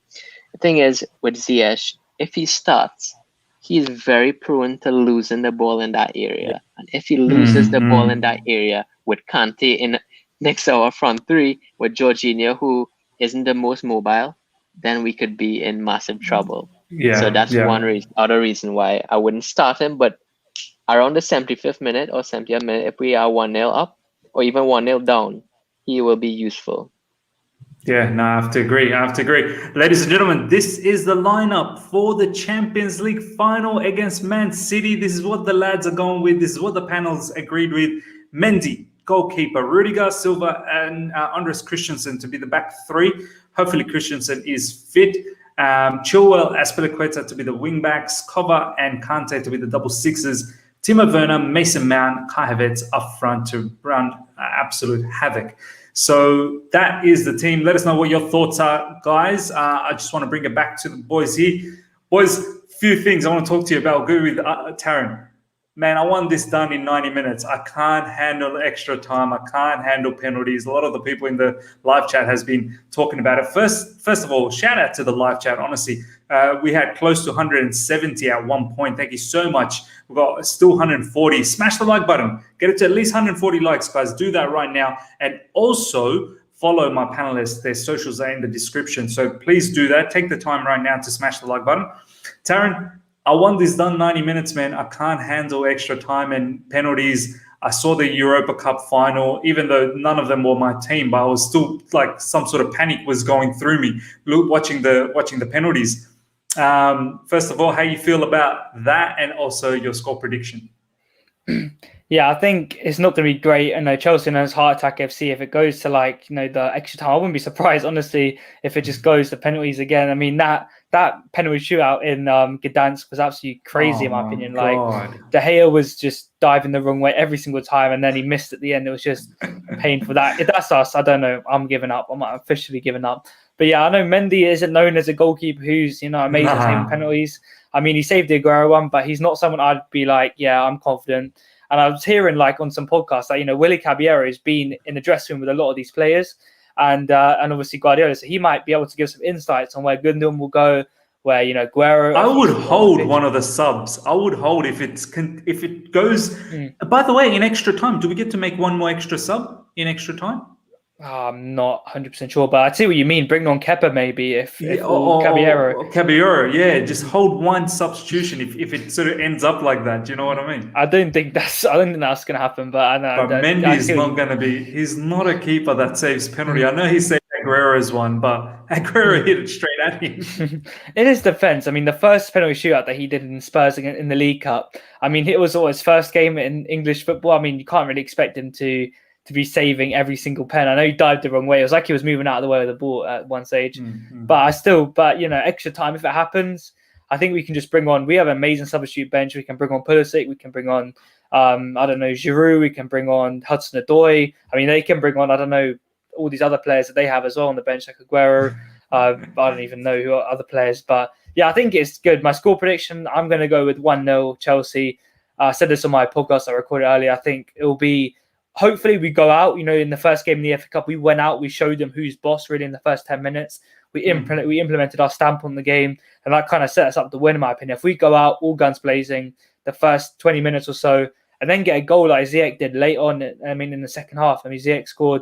I actually think Havertz is going to score in this game. I don't know why. I just have some kind of feeling. I mean, you've got the Havertz shirt. It's your birthday, 29th of May. I just have some kind of feeling. I mean, the Havertz is going to score some kind of goal. I think he will. And I just think our defense is going to be crucial tomorrow to get the clean sheet. If Rudiger's on his game, if Silva's on his game, if Azpilicueta's on our game, then it's a certain clean sheet, in my opinion, especially Mendy. And yeah, I think it's going to be a 1-0 Chelsea win, clean sheet, and Havertz goal. But yeah, I think the Caballero thing is quite interesting. If we make a sub or not, I'll see what you guys have to think about that as well. RJ and Ryan Memes, we have to kind of think about that. But yeah, I think 1-0 Chelsea win, avoid the heart attacks, just get a win in normal time, please. Declared saying Taron 1-0 Werner goal with a question mark. You went with a Havertz goal, which is interesting. I'm thinking Havertz goal as well. But RJ, this one from here, if the game goes to pen, who would your first 5 takers? Also, would you keep Mendy in the goal or subbing? Really, we've been talking about that. So RJ, tell us a little bit about that and obviously your score prediction. Yeah, it's a good comment because we have to accept the reality that's a very possible prospect of the penalty shootout. So the first 5...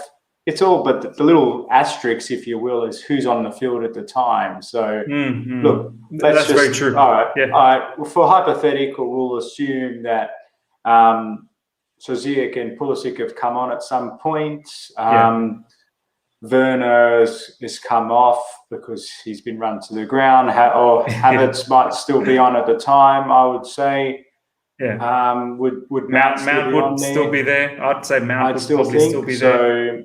And maybe Jorginho's come on for Kovacic, we'll argue. Yeah. So I'd say not in any particular order, but I might be alluding to the order. I'd probably be saying Jorginho takes one, naturally. I would say you would have to say Ziyech's got to take one.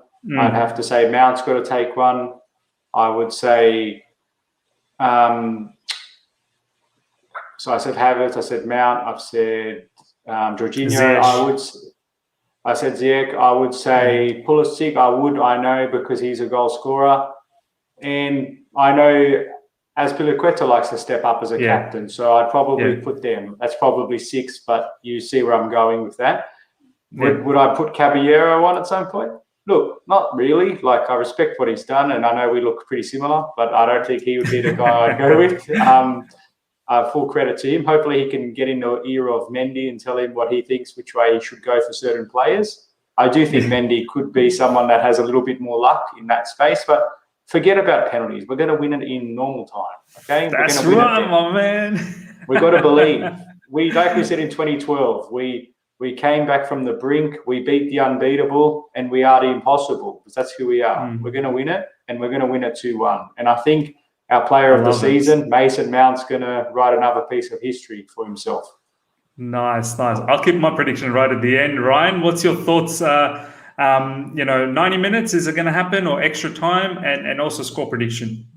I think that it's going to be 90 minutes because I think Kante is going to score because his hamstrings don't want to play 120 minutes. So I think Kante is going to do it, score a volley from 30 yards out, and we're going to win it. But on a real note, though, Champions League is unpredictable. Knowing Chelsea how pragmatic they are, I won't be surprised if we could go down to penalties, to be honest. Caballero, no, because he left them 3 or 4 years ago, and they have different players now. Yeah. Maybe only De Bruyne and Aguero are the two players. Who knows if they'll still be on the pitch or not by that time. So no, we'd stick with our number one goalkeeper. And I think that with our 5 takers, it's a weird one because we have so many attacking players who could score penalties, but also our attackers are young and inexperienced and could be down to nervousness. At the end of the day, is sometimes with penalties at this stage is not the best attacking player or best shooter, but is the best person under that pressure of a Champions League final. So I would say, Aspi for sure would have to be there. I would say Havertz, cold as ice. Werner used to take penalties for Leipzig, so I think he has to. Maybe the first one, so it wouldn't be under too much pressure. Oh my God. But Ziyech, cold as ice to another guy. So I think we have people to deal with those penalties. And it'll be exciting one tomorrow. But for the sake of my heart, palpitations and this and that, please, 90 minutes is good enough for me. For me as well, man. 90 minutes, good enough for me. I don't think... I hope it doesn't go to extra time and penalties. So I don't even want to think about that because I'm going to have to do a watch along, and I'm not really sure how that watch along is going to. I might have to just stop the watch along and just sort of go into a little corner and just watch the penalties myself. So I'd like to have it in 90 minutes. I'm thinking either 1-0 or 2-1 as well. I think we're going to be defensively solid. We're going to know exactly how to play this game. I think Thomas Tuchel has the number. I feel like he has the number on Pep Guardiola. And this is no disrespect to Pep. Obviously, Pep's a supreme coach. But Thomas Tuchel,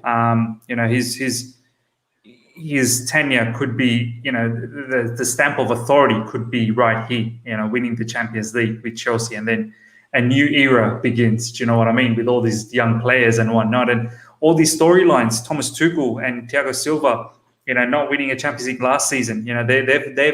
They've felt the pain. Do you know what I mean? Like Azpilicueta, probably the last time he's ever going to get the opportunity to win the Champions League.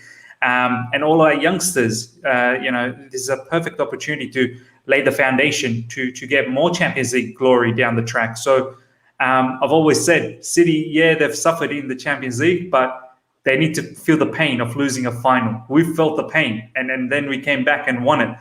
Perhaps they need to do the same thing as well. So deep down, I've got no doubt that Man City will be. They'll walk in there, all their fans that are showing all the confidence and the swagger. But I know deep down they will have that slight bit of fear because we have beaten them twice the last couple of times. And I don't care what they say, whether it's their B team or their C team. I don't really care. At the end of the day, they have massive depth. But they did not trouble us too much in the last 2 games. Even that Christensen goal that went in, Christensen didn't need to rush into that particular scenario. Had he just stayed, could have been a different case. So we've looked really good. So, and I'm pretty sure we'll continue that. A week break would mean forget about everything that has happened. Forget about the Arsenal loss recently. Forget about the Aston Villa. Forget about the Leicester. I think the lads were probably thinking about this final anyway, and that's probably why the distraction was. So now the final's here. So let's do the job. I'm thinking either a 1-0 or a 2-1 victory for us within 90 minutes, obviously. And ladies and gentlemen, that is a wrap. The final preview of this season. Next time I will see you guys for the pre-match and obviously the watch along I'll see if the boys are interested, but I'm definitely doing the watch along at least. The pre-match as well. I'll log in 15 minutes before to do all the lineup conversation. I'll open the gates for all the fans to join in as well, all throughout the pre-match and the watch along as well. Happy for you guys to jump in for 3-4 minutes, whatever the case is, during the watch along and have that declared. Saying what time's the pre-match, mate? Honestly, probably 15 minutes before the lineup comes out. So whatever the time that is. I think the match is at 5:15, so it'll be 4:15, so about 4 o'clock perhaps. I'll probably go live 4 a.m. So yeah, ladies and gentlemen, look out for that. And obviously the review, the gang will be back. The gang will be back. Hopefully it's a victory. It'll be a party. If it's not, there's going to be a lot of tears. I think if we win, there'll be a lot of tears as well, either way. So do look out for that. That review will be very, very good. Before you guys all leave, do a couple of favors for me. First of all, smash the like button if you've enjoyed this preview. Honestly, it's been an amazing preview. And secondly, follow my boys in the panel. Their socials are in the description right now. Please go out there and follow them. Just before I go, some final thoughts. Start with you, RJ. It's the biggest game in the last 10 years, as I said, basically. It hasn't quite sunk in just how big this game is for us. I don't know how we're going to react. All I want to see is a team that goes out there and plays for the badge and really appreciates that this opportunity doesn't come around every day. Yes, they're young. We said that before. Hopefully it's not their last time. But for those that are on the tail end of their careers, like Thiago Silva, like Azpilicueta, you just hope that they give 110%. If they can leave it all out there on the pitch, regardless of the result, I'll be a happy fan. But I know if we play to our potential, we can get the job done. We've done it before, and we just need to believe. But in terms of you boys, I've really loved the panel, the work that we've done together. It's the end of the season, but it's only just the beginning. So I'll leave it at that. Up the Blues. That's right, because we're going to be back with a bang next season, man. Taryn, some final thoughts. Yeah, I'm actually quite nervous now after this preview. There's a lot of talk about Man City. I've listened to a lot of podcasts. I've gone through, Straight at Cobham, London is Blue. And my one is it's previewed now. So it's scheduled. It's already out. So you can check that out, the perfect hat trick. Check out RJ's football thing. I'm not sure if you're doing a balanced Blue Brothers for this one, RJ, but definitely going to check out anyways. But yeah, it's been a great season. I mean, January to now, January was honestly one of the lowest points of my Chelsea fan career, how I was feeling back then, club legend being sacked, everything poor being happening. And then now look where we are, we're in a CL final and we're actually quite confident as a 4 right now. So I think it's all great vibes at the minute. Next season is going to be amazing on this channel for Chelsea. The new kit isn't so great, but apart from that, everything's going to be quite good. But yeah, it's been an honor to be on this channel. It's been an honor to be on all this amazing journey to the CL final, to the FA Cup final, Premier League top 4. And it's just been an honor to be on here with great panel. Miz, obviously, thanks for the great opportunity to be on here. Yeah, exactly. Villarreal and Leicester proved they're no favourites in the final. Villarreal, Unai Emery, good evening. What an amazing guy he is. Honestly. Unbelievable. But yeah, thanks for having me on this channel. And yeah, the live chat's always been amazing as usual. Patrick, I see you there. Having you on the podcast next week is going to be amazing. And yeah, let's see what happens. Thank you, guys.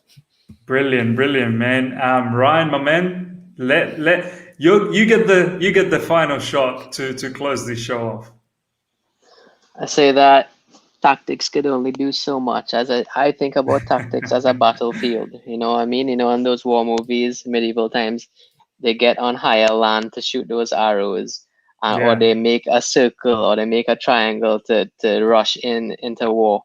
I think that's what tactics is. You create that diamond. It's up for those 4 players in that diamond. How are they going to rush in to press that ball? How are they going to rush in to win that ball? Who's going to run in behind? How intense are we going to play? How much we're going to want every tackle, every ball, every run in behind, every shot with venom. I think that Tuchel, I think we could one-up them with our tactics. Our battlefield favors us. It's up for the personnel now. It's up for the warriors to get out and rush in there with their swords and go for war, blood and sweat, tears, and we have to win this. I think that have confidence in my boys. A lot of things were said over this last month that we lost and about mentality and this and that. But I believe that they've shown us more good than bad in this half of the season. And I believe in my boys, all of them, everybody in the bench, everybody in the starting lineup. And I'm not going to be like, I hope we win. I'm going to be like Tuchel and say, we will win tomorrow. That's right, my man. That's right, we will. Ladies and gentlemen, that is a wrap. We will see you guys tomorrow. As I said, pre-match, watch-along, reviews. It's a madness. Until next time, everyone. See ya.